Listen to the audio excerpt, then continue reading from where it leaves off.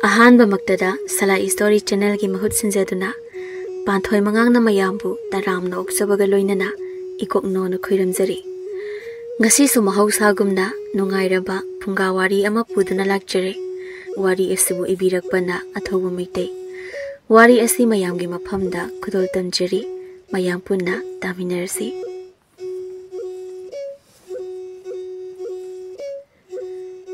फजबा इसिंगी खुलेन अमनी खुंगंग अदुदी कंगफांगी खुंगंग नते तुरेलगी मताई मताईदा ताबा इंगना निंगथीना खुंदाबा खुंगंग अमनी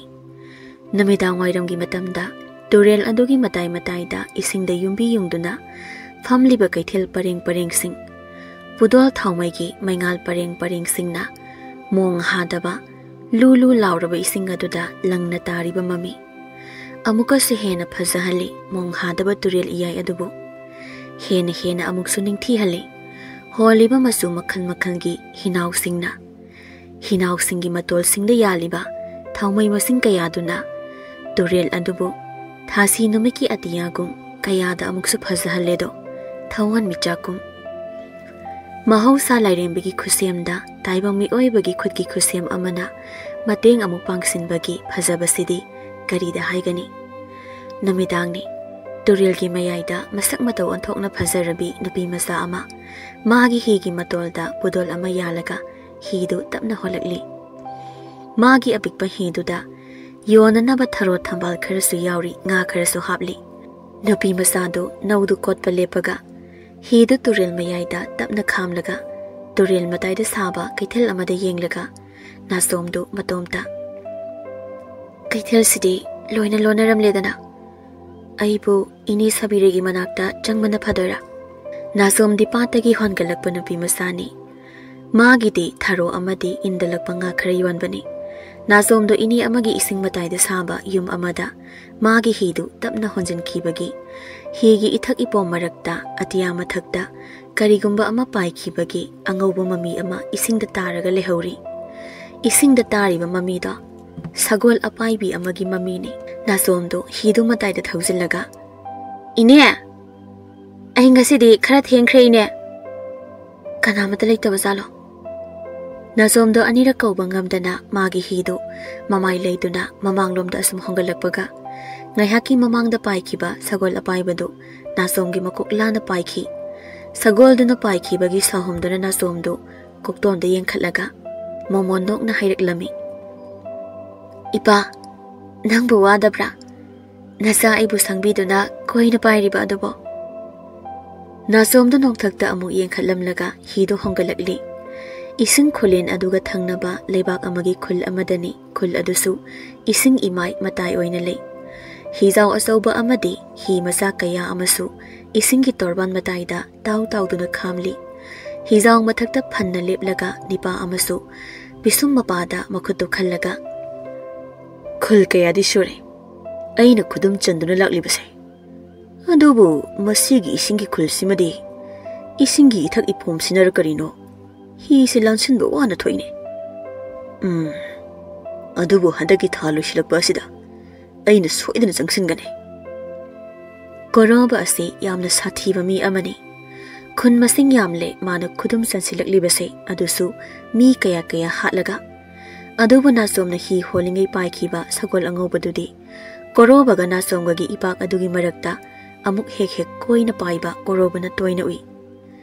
नोमा नुमिदां वाइ अमनी नासोमदो इनेगी मनाक्ता फमली इनी अदुना नुमित तरानी हाइरे अइना अदुना लैबा कैथेल फमदबा कुइरे येंगो पत्तना पुमदना मांगदना लैरिबा इंसांग नापी nga singse ado nangbo aina khumde hairadi ko ka khalapa yadro ha ibema nangbo kai kai nangi thamse thambause ine punna lawrage ado pat haisidi laiden laibani aduna nangna pata thamse thambau hekpa tanbado ahal singna khangba mafumda changuko ine kem leitabane pata laiden leirabadi तुरेल Sissu लाइरेन लैरोइद्रो अदुगा इपा Sagol अपाइबनसु नोंथक्तगी आइबु ngaksenbiye होय होय माना अखोइबु ngaksenबिरिबनी फै फै हिंबदा कीबा यादे इने आई चलगे मामदी हि होनबा उदे होय होय थेंख्रनी हन्नबा तौरो नासोमदो मयुमदा हिदो होंगलै नासोमना लेप्तना हि होंगलकपदा हि मखादा करिगुंबा अमना दक लाउना थेंगलकपगुमना नासोमदो हिदो होना होना ओइमा हि सेरोंग बतारे करिंगानो खंगदिमे नंगदिने मिहुन कनबा मी अमनाने फारगा चाबिखिबा सोइद्रबने मी खुदिंग अदुमना उसी थवैदबा तौबगी नासोमदो यामना कीना हिगी नौदो इसिंगदो खोन खोंदुना मयुम तमना होलै अदुबो नासोमगी हिदा थेंजिलकलिबा अदुदी चावरबा ngaनि मी kasi चिखाइबा ngamba ngani नोंगमा युग अमने लमजिंगा नाथोइगदु तुरेलगी मताइदा हौबा उ अमगी मसादा तोंगना तोंगना तुरेल मयाइ ओइरबना हाइथरिबा उसा अदुदा मखोंसिंगदो मखादा यानथरगा लमजिंगना चावरबा फजरबा ngani मदुगी ngaदुमा फाबा ngamlaba था अमदी मीदो थबक सुद्रबसु यारनी ता काइनो आइगी लोंगदो आइदी ngaदो मखादा चेनबे हेक उरबा लोंग सि पाइरगने चोंगथरदमनी ता नाथोइना ओहो अदुदी अखोइ लोंग मखोकता थौरी मकीदा यारोइबो लोंगदो चेलगा पुखरदी मोय अनिदा ओइरै पारैदबा वादो ngangnariङै असेंबा मकीसु मखोइ अनिगी यानथरिबा मखोंग मयागी इसिंग अदुदा चावरबा ngada masaigu mayang lendo thingatlaga ising mayaida tauri tauri mamaidu hai humdana chatpada lamjinga na thoigane he ure lamjingna na thoi ising dam tiyeng am tiyeng na thoi ibani gi oire da bawari se mitmangda awai bam ki thogle chawraba ngada makhoi ani gi manak mapada koile leraga adum leibaduda na thoi di ki ba amasu yawra male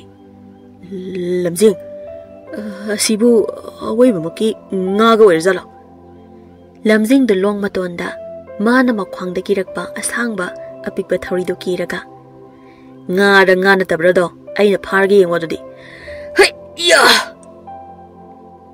lamjing do magi long makhoktuda thori do kiraga masaga loinana usadu dagi nga zawdu tamna long du chi na pairaga lauraga jongthaki namidang wairamni namisu singyana lumsinkhri lamjing do asauba apakpa ipak amagi torbanda masado isocho na lengoi marakta phamli aduga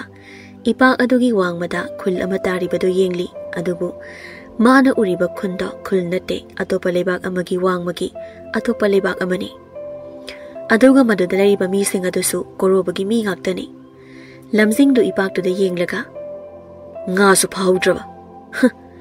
aduga nga duna aigi masil tara longba longdu su pukraba aduga ibuna men amata tadaba mafam se thamlama karino pakpadagi paklaba isingi pak mayai mapa sigi atiya mathak sida pai basi karino masibo uruk natro uruk nate asidi uruk natre asibu ai khoi bazina hairamba sagol apai bi kaido oirazalo lamjing do sagol apai bi ada yengna makhut anida leibak ta namlaga hagolei awoi babake sagol apai bani ne aduga sagol apai ba sigi matungda sana masugum na langtrik langba apik patandan gumba mangal singsu inari ne somda su korobada magi hizaw mathak da phamlaga sagol apai ba da yengna maikhu chingli sagol sina aina sangi khali ba isingi khulse ngaktana senadana tum leragadi aigi thabak thorangse matam changhalani nate aina khali ba wakhalse aidi sagol asigi khungol lirak laga kadai no aigi tendo tomba chawba la hi se holla ai sagol apai base ngasi di kaktharake som da lamjing da sagol apai bada yam ngakna nungai na yenglambadagi korobagi hi ipak iyaida honjilakpado amu ure sagol apai basigi mapu oidara thausilakliba hijause som da koroba namagi hi da sagol apai ba adada mamit oidu ishilaga mit yedu khurup pangthoaga sagol apai bada tenda mit tamlaga aigi thabak thoramda yamna chayet khuen adobo pot khuding aigi hekto oithoi haibasini kadai tenjai maru maton si thau luplaga mai tharaga sagol asida kapsin khrage Sagol apaiba adudi magi paifam thokpa adum pairaga leiri adubu korobana magi mai sakpa tenjaido sagol apaiba aduda satlauna kapsinki. Sagol apaiba dunadi korobagi tenjai mai chakna pairakliba ude. Korobadu magi hizauda iyaide khamlaga. Hida ithak ipomda hairi hairi nomli. Korobadu lepna. Namidang wairam sida mai sakpa ten marusina pairibasi yengbada kayadi nungaire. Somda lamjingna uribasidi hi adu khaktani chawraba mi yankhai humpu tongba yaba hi adugi mathak singda yaliba kufet kafet uriba mengal adu khaktani lamjingna uribasi aduga hausingna amuk korobana sagol apaibada kapkhiba mai sakpa ten marudo amuk urakle korino hijausidagi mai ama pakhakrisi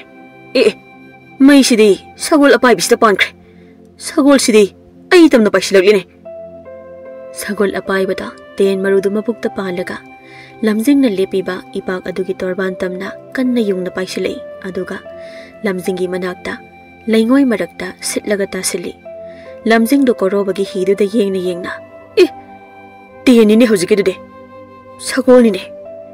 lamjing do sagol dugi manakta sensin baga ipa sagol do mamit mapi sinthana tari burani pamasa lao ina akta mukta sanglo ai bro ha sagol nang nataba atopa kana lairigi sida ha ingonda tin kapak libani pa sida kaubadi oiram loidana aigise as mirol di pasana ngangi nangsu wathi oina nganglaga leirini mase ai se kabo thambal hariba pat adugo senaba sagol apaibani sagol nangdi pato senagi leitraga migi hi mamang sida karigi amuk paisiluriba dude hai mina haidisi hana amuk tawni nangbo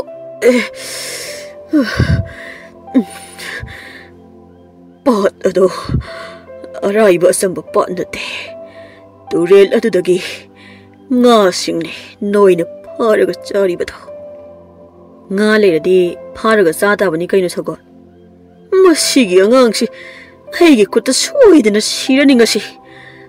pat adugi maramda henba aronba wari kananasu khangnaba hotnade nga senaba sagol oiriside nga sangba sagol adugu hojik aigonda tena kablakliba mi oyase nakhoina leiriba mafam asibu khudum janba laklibane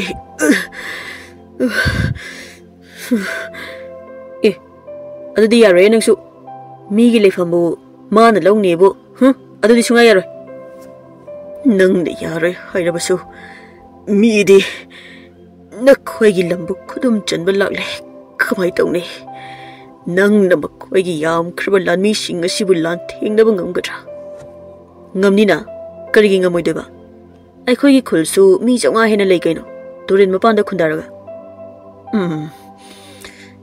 noigi mi chonga aduna kaidaudoiba moigi mi lishing manga henbasida aduga makhoide nangna nama poki udriba afaba makhangi khulai sing matik chana pai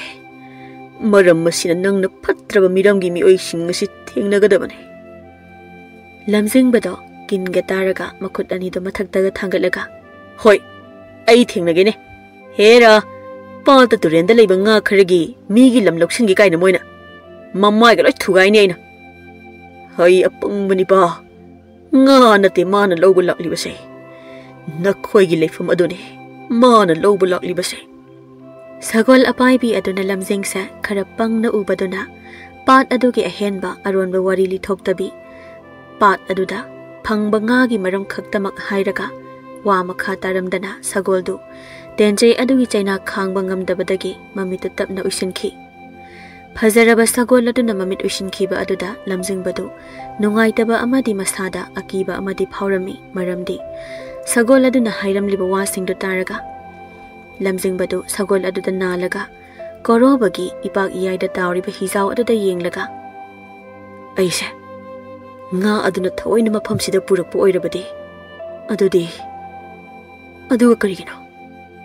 hizau asidagi maigi ten pangkapta kapkhatlibase numidang waisida ꯃꯈꯣꯏꯒꯤꯁꯦ ꯁꯒꯣꯜ ꯑꯁꯤ ꯍꯥꯠꯂꯦ ꯍꯥꯏꯕꯒꯤ ꯍꯔꯥꯎꯕ ꯐꯣꯡꯗꯣꯛꯂꯤꯕ ꯖꯥꯠꯂꯥ? ꯂꯝꯖꯤꯡꯕꯗꯣ ꯁꯒꯣꯜ ꯑꯗꯨꯗ ꯅꯥꯜꯂꯤꯉꯩ ꯂꯝꯖꯤꯡꯕꯒꯤ ꯇꯨꯡꯗꯒꯤ ꯅꯥꯊꯣꯏꯅ ꯁꯒꯣꯜꯗꯣ ꯁꯤꯗ꯭ꯔꯤꯗ, ꯃꯥꯒꯤ ꯃꯊꯕꯥꯛꯁꯤ ꯂꯦꯡꯂꯤ, ꯊꯃꯣꯏꯁꯤ ꯆꯣꯡꯂꯤ, ꯑꯗꯨꯕꯨ ꯃꯥꯒꯤ ꯃꯕꯨꯛꯇ ꯌꯨꯡꯂꯤꯕ ꯇꯦꯟ ꯃꯆꯩꯁꯤꯗꯤ ꯊꯥꯡ ꯊꯥꯔꯒ ꯁꯠꯇꯕ ꯌꯥꯔꯣꯏ. ꯂꯥꯎ, ꯑꯩꯈꯣꯏ ꯑꯅꯤꯅ ꯊꯣꯛꯄ ꯑꯃ ꯇꯧꯔꯒ ꯁꯒꯣꯜꯁꯦ ꯄꯨꯁꯤ ꯂꯥꯎ ꯊꯨꯅ. ꯏꯇꯥꯎ, ꯁꯒꯣꯜ ꯑꯁꯦ ꯀꯕꯣ ꯊꯝꯕꯥꯜ ꯍꯥꯏꯔꯤꯕ ꯄꯥꯠ ꯑꯗꯨꯕꯨ ꯉꯥꯛ ꯁꯦꯟꯕꯅꯤ ꯍꯥꯏꯔꯝꯃꯤ. ꯑꯩ ꯍꯧꯖꯤꯛ ꯑꯇꯣꯞꯄ ꯃꯤ ꯑꯃꯗ ꯊꯥꯖꯕ ꯉꯝꯗ꯭ꯔꯦ. ꯑꯗꯨꯅ ꯁꯒꯣꯜꯁꯦ ꯃꯥꯒꯤ ꯂꯩꯐꯝ ꯄꯥꯠ ꯑꯗꯨ ꯇꯝꯅ ꯄꯨꯔꯁꯤ. ꯑꯩꯅ ꯊꯤꯅ ꯉꯛꯂꯤꯁꯦ ꯃꯤꯔꯣꯟ ꯉꯥꯡꯕ ꯑꯁꯤꯗꯅꯦ.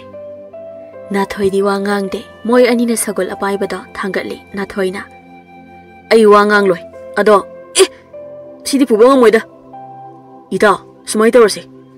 ꯏꯕꯥꯅꯤꯒꯤ ꯈꯨꯗꯩꯁꯦ ꯊꯣꯛꯇꯣꯛꯂꯁꯤ. ꯑꯗꯨꯒ ꯁꯒꯣꯜꯁꯦ ꯂꯩꯉꯣꯏꯁꯤꯗ ꯆꯤꯡꯂꯒ ꯄꯨꯔꯁꯤ. ꯀꯔꯤ ꯍꯥꯏꯕ? ꯈꯨꯗꯩꯁꯦ ꯊꯣꯛꯇꯣꯛꯁꯦ ꯍꯥꯏꯕ? ꯑꯁ, ꯑꯃꯝꯕꯅꯤ, ꯀꯩꯝ ꯈꯜꯂꯨꯅꯨ. ꯂꯥꯎ, ꯈꯨꯗꯩ ꯊꯣꯛꯄꯗꯒꯤ ꯁꯒꯣꯜꯁꯦ ꯀꯟꯕꯅ ꯍꯦꯟꯅ ꯂꯨꯏ.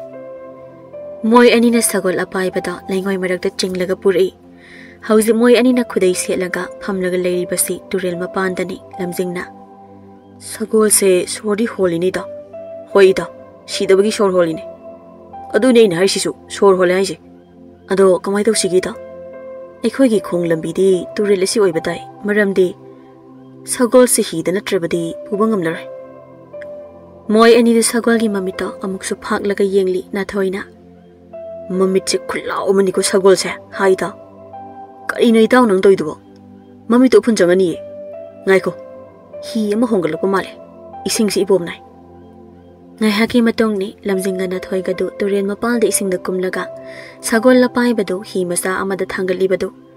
ꯑꯗꯨꯒ ꯅꯥꯆꯣꯝꯗꯨ ꯇꯨꯔꯦꯜ ꯃꯄꯥꯟꯗ ꯂꯦꯞꯄꯒ ꯃꯣꯏ ꯑꯅꯤꯅ ꯇꯧꯔꯤꯕꯗꯨ ꯌꯦꯡꯂꯤ. ꯂꯝꯖꯤꯡꯅ ꯅꯥꯊꯣꯏꯗ ꯂꯥꯎ, ꯏꯕꯥꯅꯤ ꯏꯁꯤꯡꯗ ꯁꯨꯝ ꯍꯤꯁꯦ ꯑꯗꯨꯝ ꯏꯟꯈ꯭ꯔꯁꯤ ꯁꯒꯣꯜꯁꯦ. ꯅꯥꯆꯣꯝꯅ ꯃꯊꯛꯇꯒꯤ ꯇꯞꯅ ꯏꯕꯨꯡ, ꯑꯩꯗꯤ. ꯏꯆꯟ, ꯅꯪꯁꯨ ꯏꯁꯤꯡꯗ ꯀꯨꯝꯃꯛꯑꯣ. ꯑꯩꯈꯣꯏ ꯄꯨꯟꯅ ꯍꯤꯁꯦ ꯏꯟꯈ꯭ꯔꯁꯤ.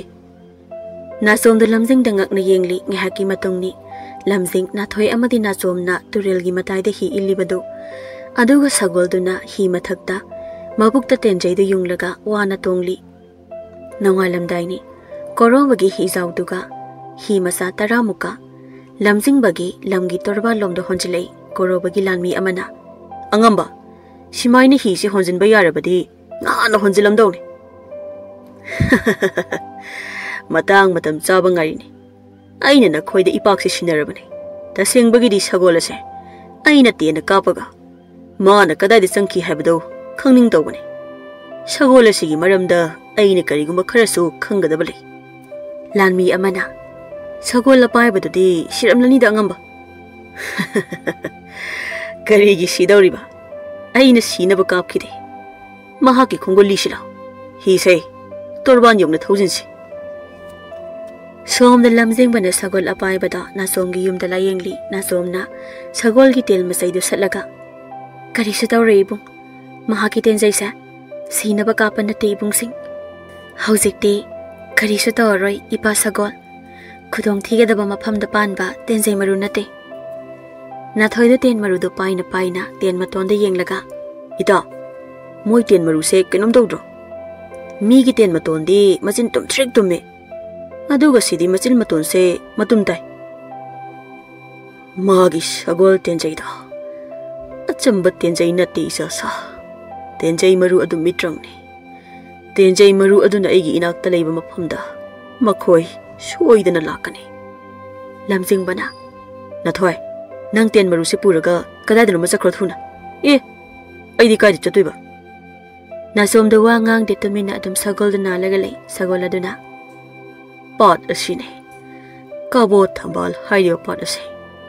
ꯄꯥꯠ ꯑꯁꯤꯒꯤ ꯏꯁꯤꯡ ꯑꯁꯤꯒꯤ ꯃꯅꯨꯡꯗ ꯃꯇꯤꯛ ꯃꯌꯥꯏ ꯂꯩꯔꯕ ꯂꯤꯔꯨꯡ ꯇꯦꯟ ꯑꯃ ꯂꯩ. ꯂꯤꯔꯨꯡ ꯇꯦꯟ ꯑꯗꯨꯅꯤ ꯅꯤꯄꯥ ꯑꯗꯨꯅ ꯊꯤꯔꯛꯂꯤꯕꯁꯦ. ꯀꯣꯔꯣꯕ ꯍꯥꯏꯔꯤꯕ ꯐꯠꯇ꯭ꯔꯕ ꯂꯝ ꯈꯣꯞꯆꯤꯟꯕ ꯑꯁꯤꯅ ꯍꯧꯖꯤꯛ ꯄꯥꯝꯂꯤꯕꯁꯦ ꯅꯈꯣꯏꯒꯤ ꯏꯁꯤꯡꯒꯤ ꯈꯨꯂꯦꯟ ꯑꯁꯤ ꯂꯧꯁꯤꯟꯗ꯭ꯔꯤꯉꯩ ꯄꯥꯠ ꯑꯁꯤꯒꯤ ꯃꯅꯨꯡꯗ ꯂꯩꯕ ꯂꯤꯔꯨꯡ ꯇꯦꯜ ꯑꯗꯨꯅꯤ ꯄꯥꯝꯂꯤꯕꯁꯦ. ꯀꯣꯔꯣꯕ ꯍꯥꯏꯔꯤꯕ ꯃꯤꯁꯛ ꯑꯁꯦ ꯄꯥꯠ ꯑꯁꯤꯒꯤ ꯍꯧꯔꯛꯂꯣꯟ ꯄꯨꯋꯥꯔꯤ ꯃꯃꯨꯠ ꯇꯥꯅ ꯈꯪꯂꯕ ꯃꯇꯤꯛ ꯃꯌꯥꯏ ꯆꯦꯟꯕ ꯃꯤꯁꯛ ꯑꯃꯅꯤ. ꯑꯗꯨꯒ ꯀꯔꯤꯒꯨꯝꯕ ꯂꯤꯔꯨꯡ ꯇꯦꯟ ꯑꯁꯤ ꯃꯍꯥꯛꯅ ꯄꯥꯏꯈ꯭ꯔꯕꯗꯤ ꯂꯣꯏꯔꯦ.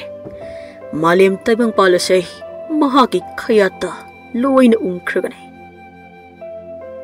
Mahang na ipa sagon bulum do na lirakliba kuirabani ibung chahi ani hairaklabani mana somgi ekhoi gi ithat torban se thawaina lansilaktabani mahang na ipa sagol se hingna phaba pame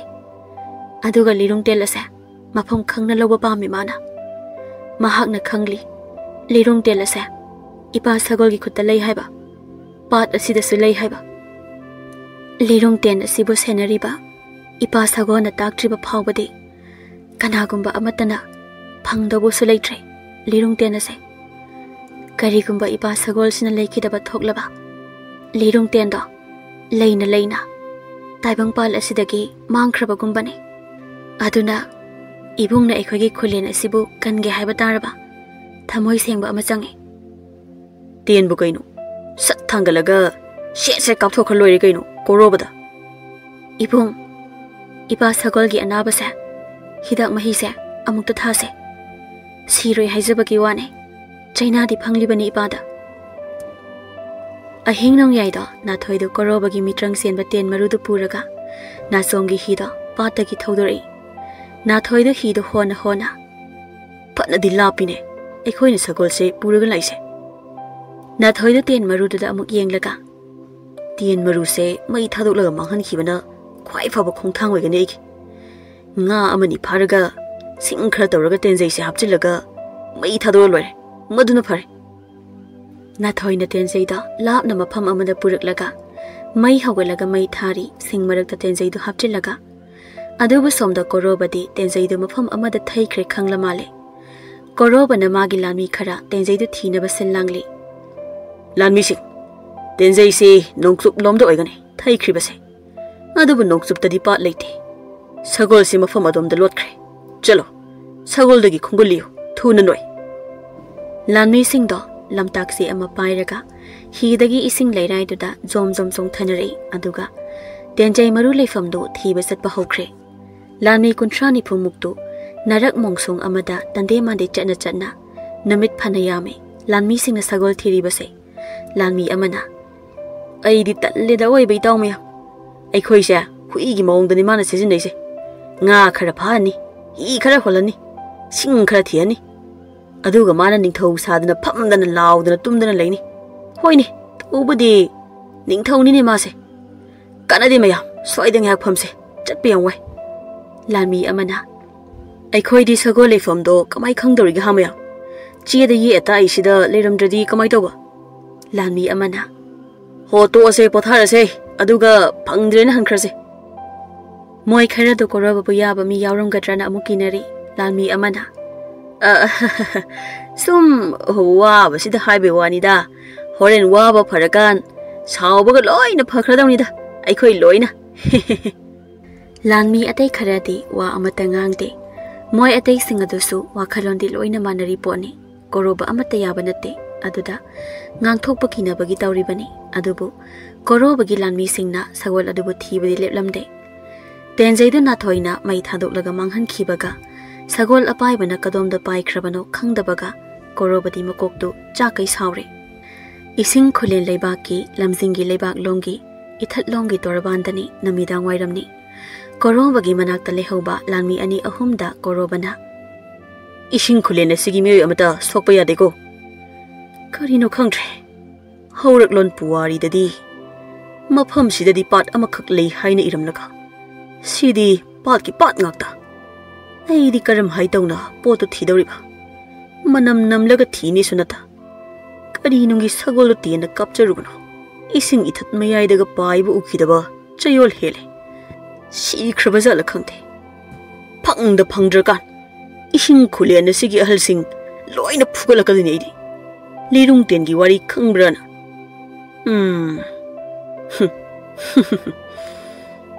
madugi lirung ten duna egi khutta leiraba malem leibak asigi ningthau pumbagi ningthau aina oigadori bane adugadi lirung ten lotpham si ikon kona aina hojik leiriba aina khudum challaba asom leibaki khullasida hanglubada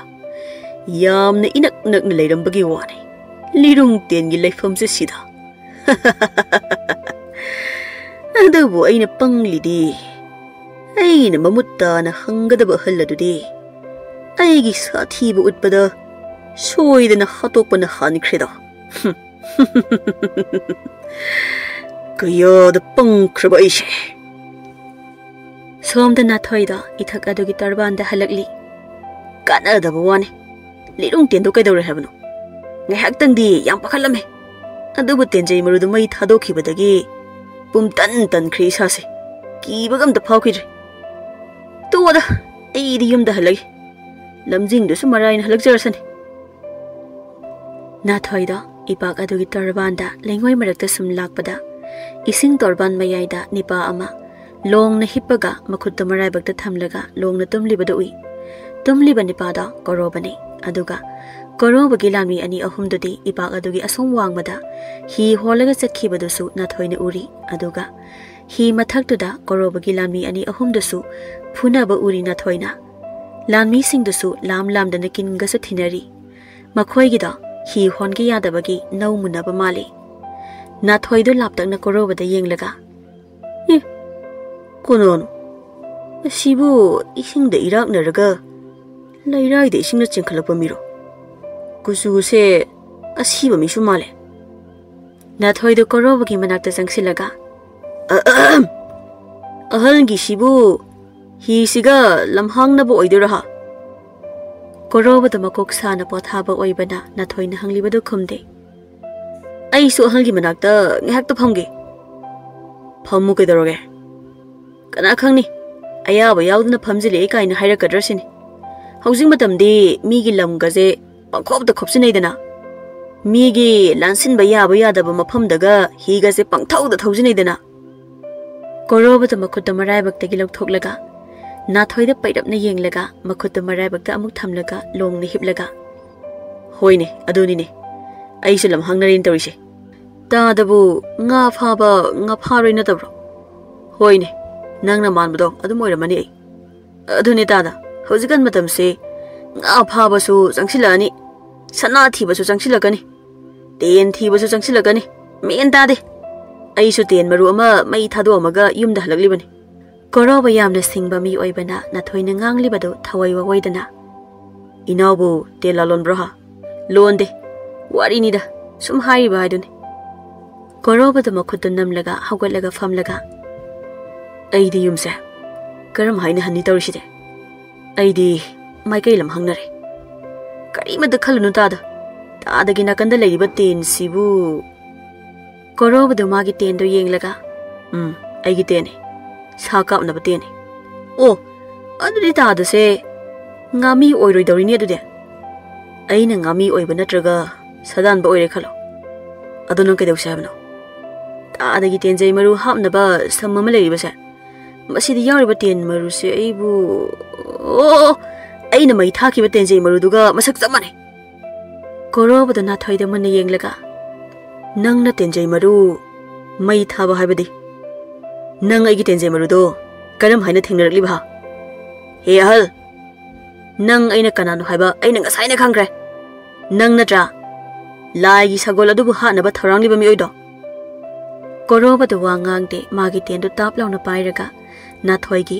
माफाइगन तमना तेन मरु अमा सट लाउना कापसिली नाथोइदो खैरोइगुमना सट लाउना थैदोकलगा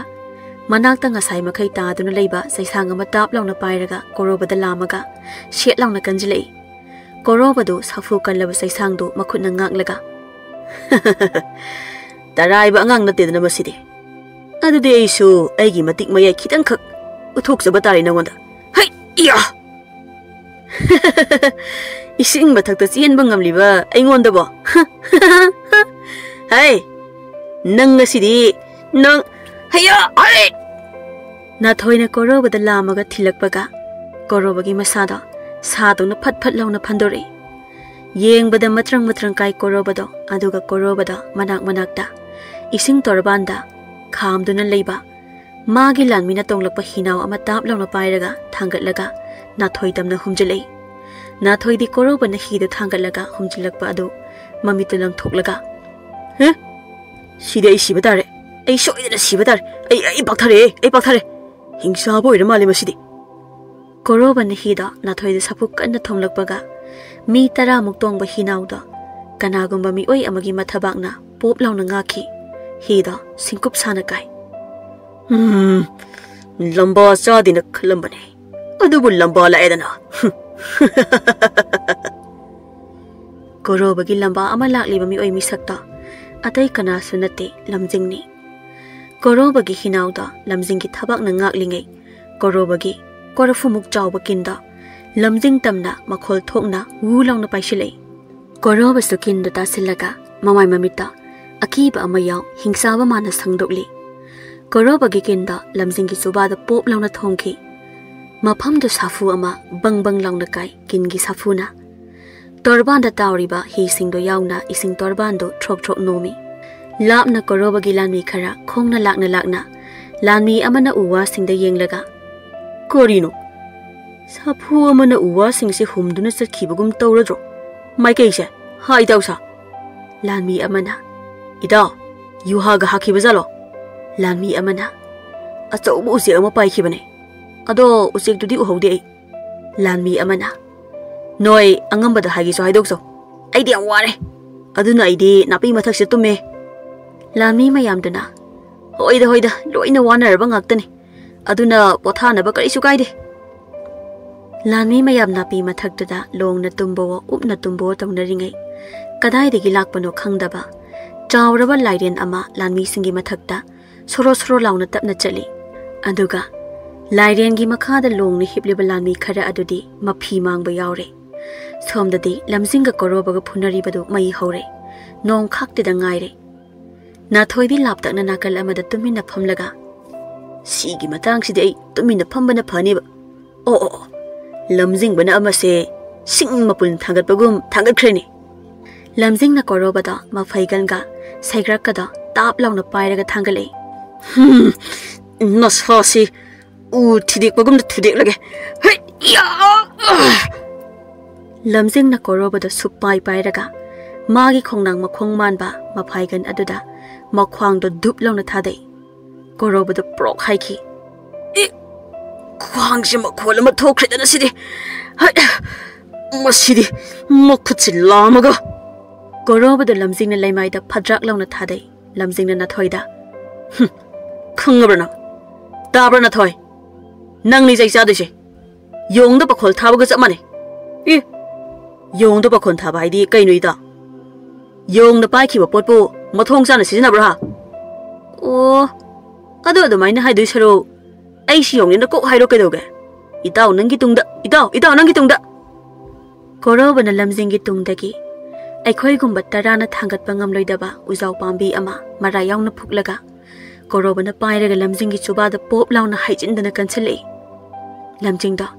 ipak tu gi torban matai da ising marakta sallaga paithokhi lamjing gi manakonga da I khara khajik chenthare lamjing da mamai du ising da chemna upsilaga ngai hak wakhal mang ni hibli tabi ba mayam lamjing ba Koroba na yai khrena nungai taba tawi gano lamjing na Koroba sa amuk phutharakhini maya asum na Koroba na lamjing bada phutaraba matung Nathoi da Koroba na asfon bani pamasa nahak su pat adugi puwari khangle haba aina su khangle shagol apai ba sisu nakhoi na sena duna leir haba aina khangle maramasina aina haiba iluna nahak na sagol adugi manak tamna aibu lamjing lo makha tabadi aigi ithongne Nathoi da lamjing na ising matai da upaga sanlaga leiri bado yenglaga liye woi patra miyo yesigi makhutta ai yauna malem pumbasa awa taga dobagi sarupadi aina karimata haidok lamdana ai ama sikhibane hena phatro ya maladra igisa siba ki daba miga ya maladro aina haise hamaya ai bu hausi kari karamba khadrak tawraga samamba halsidagi nan thoksige hai nong thaktaga yengkhalaga nangna khali wakhando aina solingai tawram laba maong matau ngaktane aina khali se ta da su khangbro aina khali se yumda kamai hansige khali ne aduna phare adudi ta da so nayumda hanbikro ta dagi sagol do ai mana masa poga ama pirak lage ihe sagol du sulabani ni amu kaya da usikhidra bangang na mase adudi nangai na nang Korobana na thoi gilu samda tap launa hek pai baga korobagi narumda phau yawa manba pomsan ba bora amana thomlak bagum korobagi mana hek mapada pop launa khutum amana thomai khutum da thilak banate thomak bani korobada na thoi gilu samda sat launa thadok laga mana kong du pai raga matung da tapna mapi ira chena leithori mapangal haifet korobana ik haikribada lamjingi phazaraba phawra muk pakpa khubak tuna korobagi mamaida amuk thajin khibagini korobada manatonda amuk melaga punsida khwaidagi naba chaina ne ngasi ina phangliba chaina se adubu korobana lamjingda makhut amuk halakbaga lamjingna korobagi narumda amukasu khutumna pop launa thajinki lamjingi kingi chaina da mi chama tongba yaba khongnang pambi ama phuklaga thomlakpagi safuga haifet manarami korobada yai marap lapna ising torba lomda suppaga chepna paithoki aduga magi chawraba hidu da pop launa thomjili hijaw da throk throk nomi mayai thigang da prok launa ti korobado hidu da thomjillaga athenbe isingi matai da tapna sitharaga chabuk launa taki korobado wangangde mamai edu isingda tangkhai ama upsilaga hiplira tumlira khangde korobo wangang khidre tumina laikre somda ising khulengi khunja khara turelgi mataida nuba in langbalakpada korobagi lanmi singada thengnirami adubu khunja singdo masing yami lanmi singdagi saruk ani heli khunja singna lanmi singdo pharaga maram pumba hangli lanmi amana masigi maramse leibana ikhoina mafam masida landaba lakpani ichil inausing aduba ikhoidi masi supam pam khide baya khunja amana masina sumba oiragadi aikhoigi khunja singa loinana lanmi singa si makhoigi ningthau adugi manakta puduna wari sase wari saba yadragana aikhoina kari ngomge habado thabang oina utpatare lanmi amana matik mayai leiba angambani mahakto maram masina mahaka lanthengnaba aruba thabak oigani ichil inausa adugi saru nakhoigi lagi sagol adubu hana kanbana pharoidra khunja amana phattaba lusingba amagi langmi khongloi ngaktani aikhoigi aronba nakhoina khangdoknaba nata tawranu noi taribra mayam makhoigi ningthau sabado kaya yamna matik leibage habado aikhoi yenglase khunja singaduna korobagi lami singado pharaga korobana lehoriba mafamda tamna puraga laklami adubu somdadi lamjingna korobada khutha ani ahumda korobabu lamjingna mathwai laukhramale korobado haujiksu ipak adugi torbanda phaina upna tumlaga leiri aduga korobagi manakongdagi ilo khongmanba kharasu senthari nga masa kharasu oli I marak aduda tancha aduda sagol apaiba adusu magi manangalda nasombu tonglaga lamjingna leiriba china pung mafam aduda pairaktuna sitlaga tarari sagol apaibado aduga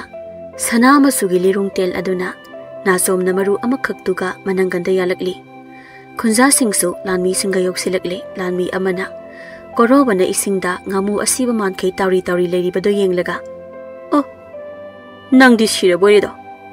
phare sinasu nahak na makalle ma heli leigano angamba asonba egidi lamba leitido adubu akanba nangidi lamba leigani do haibase ining thawna pawro oina phawba tarak khidraba male ahal lamal singdagi lanmisha yengbada matik mayai chenba na ha asida aikhoi khu khudak kunduna khulai leibak ta duna ngak nona punim sido amukta lamjingna karino da maya madu ihe aibaga nang bajanate aingonda loina tukredo oh phare dadi noina pambado aina oiba tare ko khunja amana adubu aikhoigi piklaba ising khulen haiba leibak masa sidi lai haktaktagi leibak ngak tau sendauba ningthau haibase leiraktido ningthau haibase leiraktabana lanmi shu leitido lanmi leitabana ngamkhai ngak ko sungamdido aduna ngasi haiba korong namit asidagi ising khulen asigi ningthau leiragani yai phare khunja mayamda ining thauna yai phare na laubada Korobagi lanmi singsu mapi tana kapnaduna lawba yaushili. Lamzingbana lanmi singda. Noidi kari kaplibano lanmisha. Afaba ningthau amana solaba aikhoibu lamzingbigani. Aikhoigi wakhal amadi hakjang singse pothaba phanglagani khanbagi kapjabani iningthaubu. Lamzingdo mamon noklingai khunja amana. Adudi leibak amada ningthau leirabadi Rajkumari amasu leifam thokdro ha mayambo. Nathoidu kullaga leiriba sagol apaiba adugi manakta lepliba nasomda satlauna yenglaga. Mayam yam nakna leire Rajkumari di. Nasomda nathoide yenglaga. Karimit khuyeng no ibung. Sagol apaiba adusu nasomda satlauna yenglaga. Ho mayam Rajkumari asay ningthaugi manakta amukta pusinbiyo. Masa asay ikaibana loire. Ayo puksidi nokpa phawba hek naida. Lamzingna nasomda Changsilauda Rajkumari. Khudongzaba asi manghangumsido aikhoi ani. Mayamdo walauna noi nasomna. Hoi. Mayamna hairabanina aisu iningthau bu nanai nubina iningthau gi khuya khada punhemjari. Mikup phade sagol lapai baduna lamjingana somgado manangada tonghalaga atiya mathakta yamna harauna paikhibado. Khunja sing amadi lanmi singna noklaga yenghauri aduga nathoidi harauna kaplaga phamli lamjingna lirung ten adusu manangada pokhre. Sagol lapaiba asidi ising khulena sibungak senduna leirakpa chahi kumja charol surol kayani. Aduga sagol apaiba asibu masak khangdaba khunja kanasu leite. Khara mangau thiba lamjinga nathoiga natana. Asumna lamjingna ningthau oiduna nasomna Rajkumari oiduna ising khulen leibak adubu ngak selami amadi korobagi lanmi singna ising khulen adubu ngak senbada natana korobagi lanmi atei kaya ibak adugi wangbada lehauba sing adubu ising khulen da kauduna leibak anida ningthau lamjinga loinana ngak senmina khirami.